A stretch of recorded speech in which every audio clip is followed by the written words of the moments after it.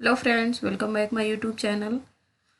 Friends, यहाँ पे आज हम बात करने वाले हैं जो सुपर टेट के एग्ज़ाम्स हैं फ्रेंड्स, उसमें बाल विकास, जीवन कौशल और शिक्षण कौशल, यहाँ से तीनों से एग्ज़ाम में साइकोलॉजी में क्वेश्चंस बनते हैं जो कि बहुत ही महत्वपूर्ण है। तो हमने वन लाइनर लिए हैं। इसमें जो है जो फेमस बुक्स हैं, जो फेमस जो है जो इम्पोर्टेंट डिफिनीशंस हैं अलग अलग, उनको हम लिए हुए हैं। और जो है बहुत सारी इसमें डिफिनीशंस भी हैं फ्रेंड्स जो कि बहुत इंपॉर्टेंट है एग्ज़ाम के लिए। तो चलिए यहाँ पे हम बात करते हैं इसका। यहाँ पे सबसे पहले वन लाइनर है फ्रेंड। तो हम यहाँ पे पहला पॉइंट में हमने ये लिखा हुआ है, यहाँ से हमने यहाँ स्टार्ट करते हैं कि शिक्षा मनोविज्ञान आवश्यक है। यहाँ पे है कि फ्रेंड शिक्षा मनोविज्ञान आवश्यक है। तो यहाँ पे शिक्षा मनोविज्ञान शिक्षा एवं अभिभावकों के लिए, तो मतलब यहाँ पे जो शिक्षा मनोविज्ञान है वो आवश्यक है। तो वो शिक्षा एवं अभिभावकों के लिए शिक्षा मनोविज्ञान आवश्यक है। दूसरा पॉइंट लिए कि शिक्षा मनोविज्ञान का मुख्य संबंध सीखने से है। यह कथन किसका है? तो शौर्य एवं टेलफोर्ड का है। ये सुपर टेट में ये पूछा हुआ क्वेश्चन है फ्रेंड्स, ये आप लोग देख लीजिएगा। यहाँ पे पॉइंट है कि मनोविज्ञान की आधारशिला किस पुस्तक की में रखी गई थी? तो वो मनोविज्ञान के सिद्धांत में रखी गई थी। यहाँ पे अब हम बात करते हैं फ्रेंड्स कि अमेरिका के प्रकाशित प्रिंसिपल ऑफ साइकोलॉजी के लेखक हैं तो विलियम जेम्स हैं।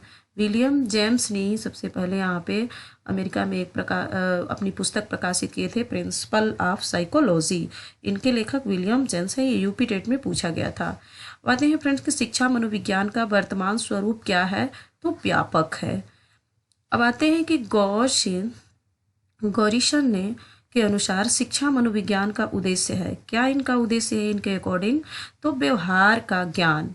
शिक्षा मनोविज्ञान का उद्देश्य है व्यवहार का ज्ञान। बातें हैं कि कुपुस्वामी के अनुसार शिक्षा मनोविज्ञान के सिद्धांतों का सर्वोत्तम प्रयोग होता है।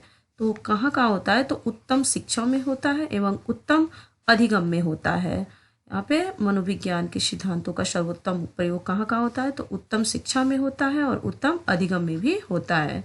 नेक्स्ट पॉइंट है कि शिक्षा मनोविज्ञान का प्रमुख उद्देश्य कोलेसनिक के अनुसार कहाँ है? तो शिक्षा की समस्याओं का समाधान करना है। शिक्षा मनोविज्ञान का प्रमुख उद्देश्य क्या है? कि शिक्षा की समस्याओं का समाधान करना।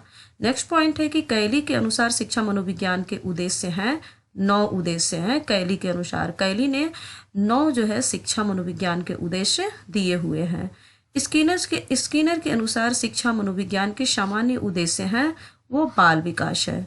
स्किनर के अनुसार शिक्षा मनोविज्ञान के विशिष्ट उद्देश्य हैं तो बालकों की वांछनीय व्यवहार के अनुरूप शिक्षा के स्तर एवं उद्देश्यों को निश्चित करने में सहायता करता है। यहाँ पे आते हैं कि शिक्षा मनोविज्ञान के क्षेत्र में वह सभी ज्ञान और सभी विधियां सम्मिलित हैं जो सीखने की प्रक्रिया से अधिक अच्छी प्रकार समझने में सहायक है। यह कथन है ली का। एक है जो फ्रेंड्स जो कि इनका डिफिनीशन बहुत बार पूछता है और ये बहुत इम्पोर्टेंट है इनका डिफिनीशन। तो यहाँ पे कि फ्रेंड्स आई होप आप लोगों को अच्छे से समझ में आ रहा होगा। तो अब हम आगे चलते हैं फ्रेंड्स इसके। यहाँ पे है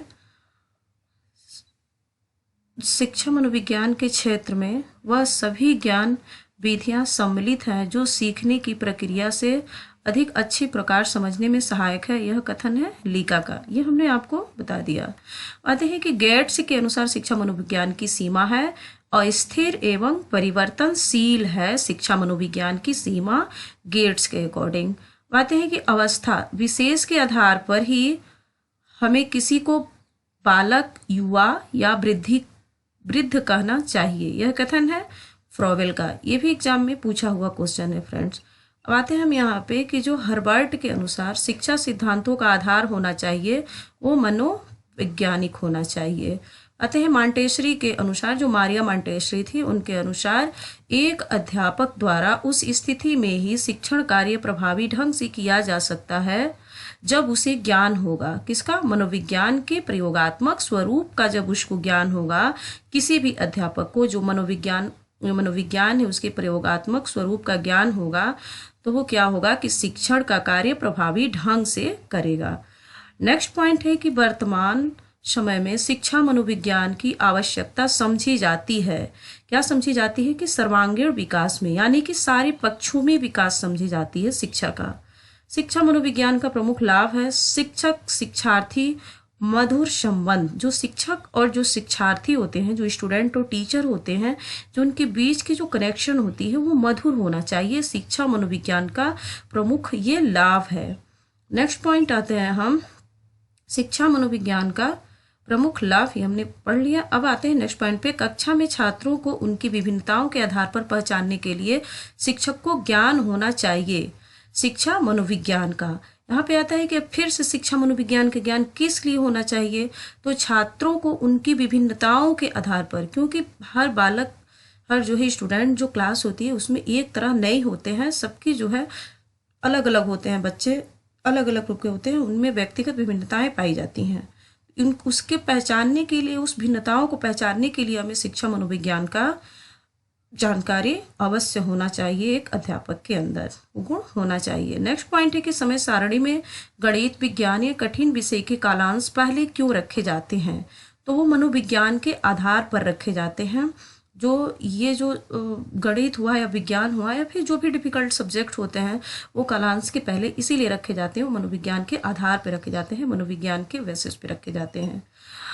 अब आते हैं यहाँ पे हम कि सफल एवं प्रभावशाली शिक्षा अधिगम प्रक्रिया के लिए आवश्यक है कि शिक्षण अधिगम सामग्री प्रयोग एवं शिक्षा मनोविज्ञान के सिद्धांतों का प्रयोग करना। नेक्स्ट पॉइंट है कि निर्देश एवं परामर्श में किस विषय का अधिक उपयोग किया जाता है, तो शिक्षा मनोविज्ञान का प्रयोग किया जाता है। यहाँ पे है फ्रेंड्स कि छात्रों की योग्यता, जो छात्रों की योग्यता एवं रुचियों के आधार पर, जो छात्रों की रुचियों के आधार पर जो यहाँ पे है कि पाठ्यक्रम निर्माण योगदान होता है, वो शिक्षा मनोविज्ञान का ही है। बुद्धि परीक्षण विषय है, बुद्धि परीक्षण कैसा विषय है, शिक्षा मनोविज्ञान का विषय है। नेक्स्ट पॉइंट है कि शिक्षक मनोविज्ञान के ज्ञान द्वारा बालकों की बुद्धि तथा रुचियों की जानकारी करके शिक्षा देता है, प्रकृति को जानकर शिक्षा देता है और आर्थिक स्थिति तथा पारिवारिक स्थिति को जानकारी लेकर शिक्षा देता है। कौन? शिक्षा मनोविज्ञान के ज्ञान द्वारा बालकों को बुद्धि ऐसे दिया जाता है, एक शिक्षक देता है। किसके द्वारा? तो शिक्षा मनोविज्ञान के द्वारा। तो मनोविज्ञान का शिक्षा के क्षेत्र में योगदान है। क्या योगदान है कि अब शिक्षा बाल केंद्रित हो गई है। पहले था बाल केंद्रित शिक्षा नहीं थी, अब बाल केंद्रित शिक्षा हो गई है और शिक्षक बालकों से निकट का संपर्क स्थापित करने का प्रयास करते हैं। मतलब कि जो स्टूडेंट होते हैं, टीचर उनसे करीब आने की जो है कोशिश करते हैं और शिक्षक को छात्रों की आवश्यकता का ज्ञान हो सकता है। नेक्स्ट पॉइंट है कि शिक्षा मनोविज्ञान एक विज्ञान है शैक्षिक सिद्धांतों का। यहाँ से ऑब्जेक्टिव टाइप में क्वेश्चन यहाँ से बना हुआ था कि शिक्षा मनोविज्ञान एक विज्ञान है। कैसा विज्ञान है ये? तो शैक्षिक सिद्धांतों का विज्ञान है शिक्षा मनोविज्ञान। नेक्स्ट पॉइंट है कि शिक्षा मनोविज्ञान की उत्पत्ति मानी जाती है वर्ष 1900 से मानी जाती है। मनोविज्ञान शब्द के समानांतर अंग्रेजी भाषा के शब्द साइकोलॉजी की उत्पत्ति किस भाषा से हुई है? तो ये भी बहुत इंपॉर्टेंट है, ये ग्रीक भाषा से हुई है।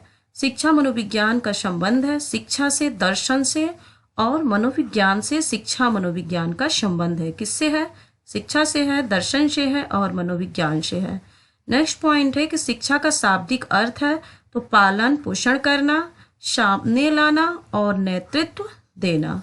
नेक्स्ट पॉइंट है मनोविज्ञान वातावरण के संपर्क में आने वाले व्यक्तियों के क्रियाकलापों का विज्ञान है।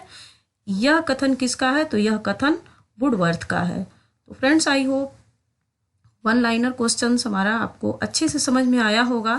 तो फ्रेंड्स, हमारी वीडियो को लाइक करें, शेयर करें और हमारे चैनल सब्सक्राइब करें। Thanks for watching.